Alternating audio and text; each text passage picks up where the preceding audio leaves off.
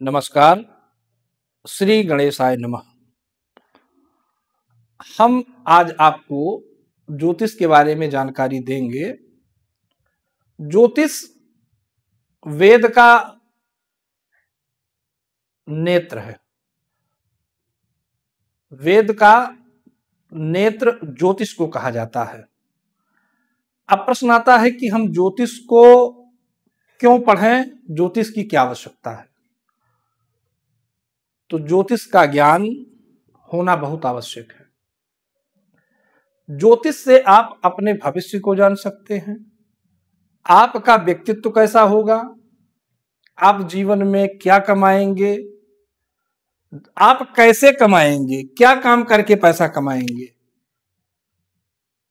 जीवन में सुख है कि नहीं है, मां से कैसे संबंध रहेंगे, पिता से कैसे संबंध रहेंगे, विद्या का क्या योग है, संतान का जन्म होगा नहीं होगा, विवाह होगा या नहीं होगा, रोग ऋण मृत्यु भाग्य कर्म आय और व्यय, इन सबको पूरे जीवन को आप ज्योतिष के द्वारा जान सकते हैं।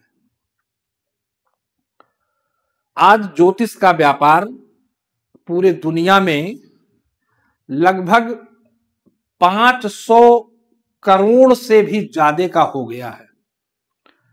आप ज्योतिष में अपना करियर बहुत ही अच्छा बना सकते हैं। एक तरफ आप दूसरे की मदद कर पाएंगे, लाखों लाख यूजर्स हैं, लाखों लाख ग्राहक हैं जो अच्छे ज्योतिषी की तलाश में हैं कि कोई अच्छा ज्योतिषी मिल जाता और मेरा मार्गदर्शन कर देता। ऐसे लोगों की संख्या लाखों लाख है। अब सवाल आता है कि ज्योतिष को हम कैसे पढ़ें, ज्योतिष को हम कैसे जानें। आपके सामने एक चार्ट है जिसमें 12 भाव है और ये फर्स्ट हाउस है। इसको फर्स्ट हाउस कहा जाता है। ये पहला घर है, पहला घर है। हर कुंडली में 12 भाव होते हैं। यहां से आप शुरू करेंगे तो 1 2 3 4 5 6 7 8 9 10 11 और 12, ये 12 स्थान हैं और 12 ही राशियां होती हैं।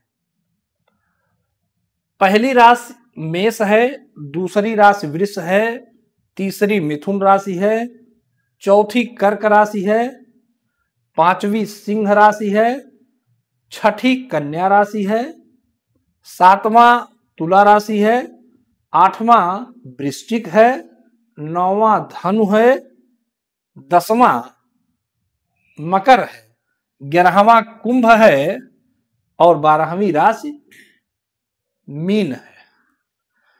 अब आपको हम ये कुल 12 राशियां होती हैं।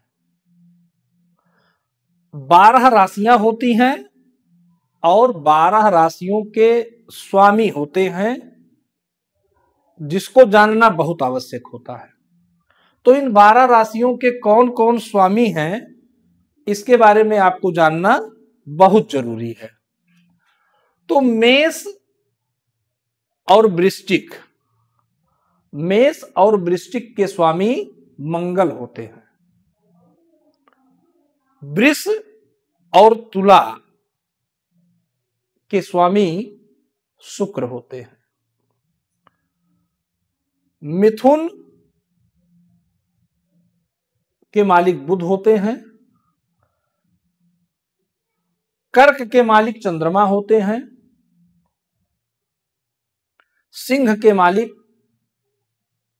सूर्य होते हैं। कन्या के मालिक बुध होते हैं। धनु और मीन के मालिक बृहस्पति होते हैं और मकर और कुंभ के मालिक शनि होते हैं। तो इस प्रकार से 12 राशियों के स्वामी के बारे में मैंने आपको बताया। अब दूसरा प्रश्न आता है, ये तो हो गई राशियां और उनके स्वामी के नाम। अब दूसरा प्रश्न ये आता है कि नक्षत्र कितने होते हैं। नक्षत्र का मतलब है जिसका क्षय ना हो उसको नक्षत्र कहते हैं। छत ना हो, छत मतलब क्षय होना, जिसका छत ना हो वो नक्षत्र है। नक्षत्र का क्षय नहीं होता है। नक्षत्र 27 बताए गए हैं, जिसके शुरुआत में अश्वनी, भरणी, कृतिका, रोहिणी, मृगेश्वरा, आराद्रा, इस प्रकार से रेवती तक 27 नक्षत्र होते हैं।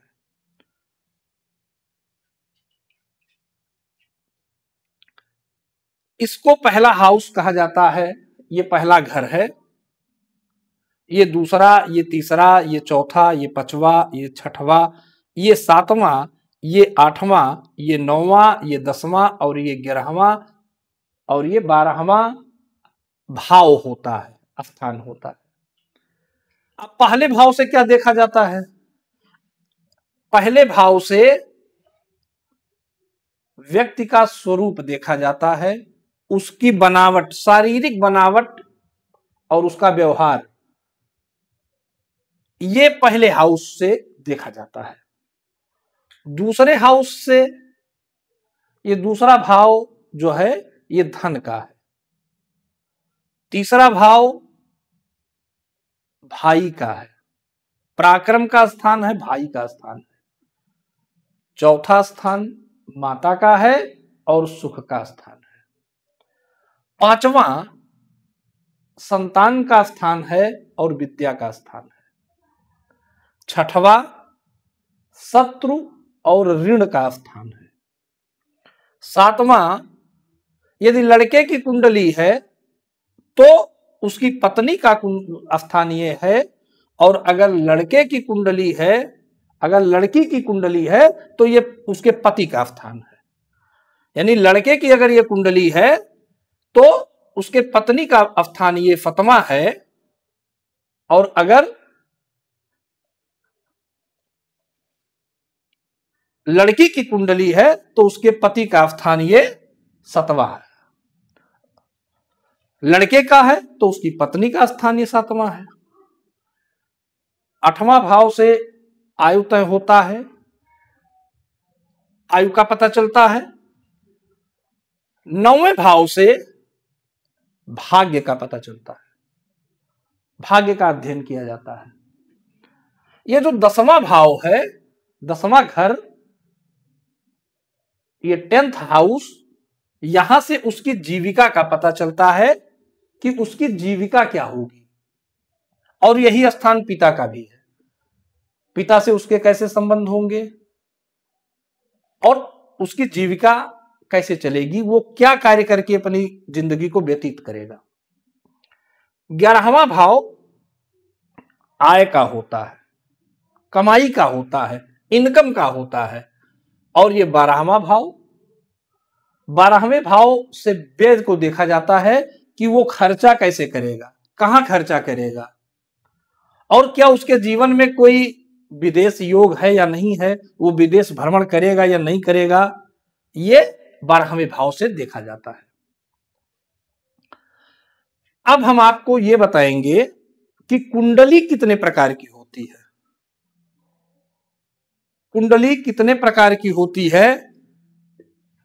बहुत जातकों को आपने देखा होगा, बहुत जन्म पत्रिकाओं में आपने देखा होगा कि इस प्रकार से 10 कुंडली बना होता है, 10 चक्र बने होते हैं। एक लग्न का होता है, एक चंद्र का होता है, एक नवमांश होता है, एक द्वादशांश होता है। इस प्रकार से 14 कुंडलियां होती हैं। तो 14 कुंडली से मतलब नहीं है, 14 कुंडली से मतलब केवल मुख्य रूप से आपको 2 कुंडली के बारे में जानना चाहिए। 2 कुंडली से ही आप सारी चीजों को बता सकते हैं। केवल 2 कुंडली से। तो अब प्रश्न उठता है कि अगर 2 कुंडली से ही सब कुछ बताया जा सकता है तो ये 14 कुंडलियां क्यों बनती हैं, इसकी क्या जरूरत है? तो इसके बारे में हम आगे चर्चा करेंगे कि इसकी क्या जरूरत है।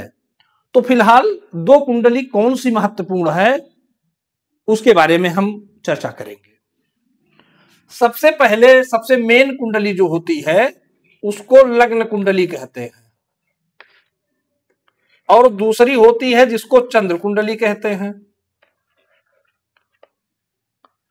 पहले कुंडली को लग्न कुंडली और दूसरे कुंडली को चंद्र कुंडली कहते हैं।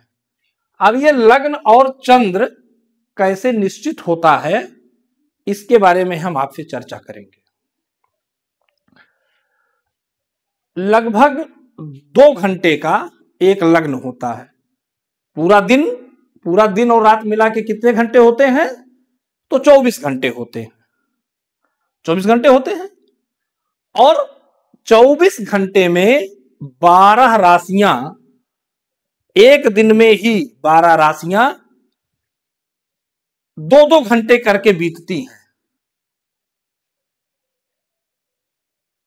तो जैसे मान लिया कि किसी का जन्म हुआ दिन में 9 बजे जन्म हुआ। पंचांग में जहां पर दैनिक लग्न सारणी लिखा होता है, दैनिक लग्न सारणी में लग्न के समाप्ति का समय लिखा हुआ है कि कितना बजकर कितने मिनट तक कौन सी लग्न है। वहीं से आप ये डिसाइड कर सकते हैं कि जातक की कौन सा लग्न होगा। तो मान लिया कि किसी जातक का जन्म वृश्चिक लग्न में हुआ हो, किसी भी जातक का जन्म वृश्चिक लग्न में हुआ हो, तो यहां की क्या कौन सी संख्या लिखी जाएगी? चूंकि वृश्चिक 8वां, आपको यह संख्या याद रखना बहुत जरूरी है। ये हमेशा, क्योंकि यहां पर राशियां अंक के रूप में लिखी जाती हैं। तो अगर किसी का वृश्चिक लग्न में जन्म हो रहा है तो उसकी जो संख्या है वो 8 है। ठीक है, यहां पर 8 लिखा जाएगा और फिर यहीं से इधर की तरफ लिखा जाता है। 8 यहां लिखा है तो यहां 9 लिखा जाएगा, यहां 10 लिखा जाएगा, यहां 11, यहां 12, और चूंकि राशियां 12 ही होती हैं तो 12 के बाद फिर क्या लिखा जाएगा?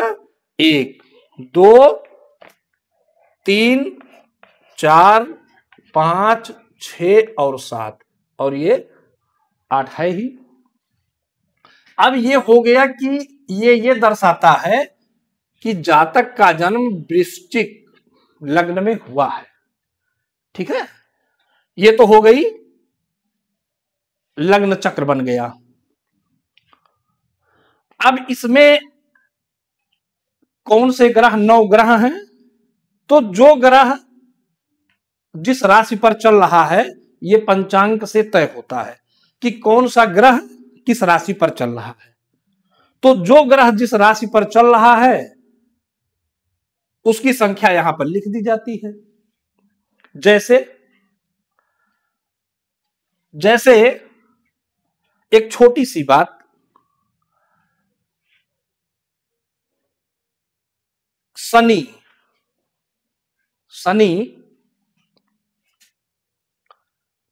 मान लिया कि शनि मीन राशि पर शनि चल रहे हैं। तो शनि अगर मीन पर चल रहे हैं तो ये मीन है, और मीन के ऊपर, मीन के घर में शनि लिख उठेगा कि शनि यहां पर चल रहा है। ठीक है, मीन में शनि चल रहा है। इसी प्रकार से सारे ग्रह ये पंचांग से तय होते हैं कि कौन सा ग्रह कहां चल रहा है। अब जैसे मान लिया कि आज चंद्रमा मान लिया, उदाहरण के रूप में मैं बता रहा हूं कि तुला राशि पर मान लिया कि चंद्रमा आज चल रहा हो, उदाहरण के रूप में। तो अगर तुला राशि पर चंद्रमा आज चल रहा हो तो चंद्रमा कहां लिखा जाएगा? 7वें स्थान पर लिखा जाएगा, चूंकि तुला में चल रहा है।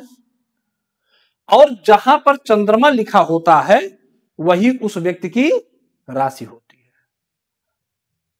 जहां पर चंद्रमा लिखा होता है, अगर 7 पर चंद्रमा लिखा है तो यही उसकी राशि है। आप सभी जातक अपनी कुंडली खोल के देख सकते हैं, जिस अंक पर चंद्रमा लिखा हो उसी को उसकी राशि कही जाती है। इस प्रकार आप अपनी राशि को डिसाइड कर सकते हैं। तो आज के लिए आज इतना ही, फिर अगले वीडियो में हम आपको बताएंगे। बहुत बहुत धन्यवाद, नमस्कार।